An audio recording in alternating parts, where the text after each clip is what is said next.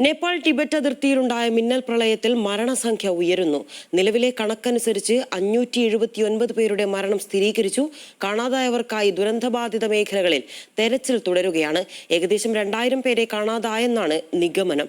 320 ഇന്ത്യക്കാരെ കാണാനില്ലെന്നാണ് വിദേശകാര്യ മന്ത്രാലയത്തിന്റെ ഔദ്യോഗിക കണക്ക്. അതേസമയം 85 ഇന്ത്യക്കാരടക്കം 1600-ലേറെ പേരെ ഇതുവരെ രക്ഷപ്പെടുത്തി. നേപ്പാളിന് സഹായഹസ്തവുമായി ഇന്ത്യയുടെ ദുരന്ത നിവാരണ സംഘങ്ങളും രംഗത്തുണ്ട്. അതേസമയം ടിബറ്റിൽ 7 പേരുടെ മരണം സ്ഥിരീകരിച്ചു. ടിബറ്റിൽ രൂപപ്പെട്ട പുതിയ തടാകം പൊട്ടിയൊഴുകിയതോടെ അതീവ ജാഗ്രതാ നിർദ്ദേശമാണ് ചൈനയും നേപ്പാളും പുറപ്പെടുവിച്ചിരിക്കുന്നത്. നേപ്പാളിലെ റസുവ, ധാഡി, നുവാകോട്ട്, ചിത്വൻ തുടങ്ങിയ മധ്യ ജില്ലകളെയാണ് ദുരന്തം ഏറ്റവും രൂക്ഷമായി ബാധിച്ചത്.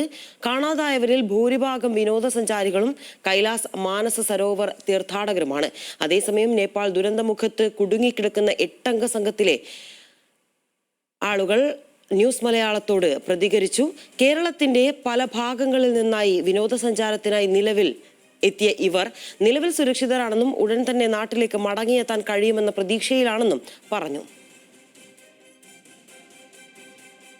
നേപ്പാളിൽ നിന്ന് ഇന്ത്യയിലേക്കുള്ള വഴിയിലാണ് ഞങ്ങളിപ്പോൾ ഒരു ഓർഡിനേറ്റ് ഒരു വില്ലേജിൽ താമസിക്കുകയാണ്. കാരണം ഓർഡിനേറ്റ് ട്രാൻസ്പോർട്ടേഷൻ ഇല്ല, റോഡിന് അൺസർട്ടനിറ്റി ഉള്ളതുകൊണ്ട്.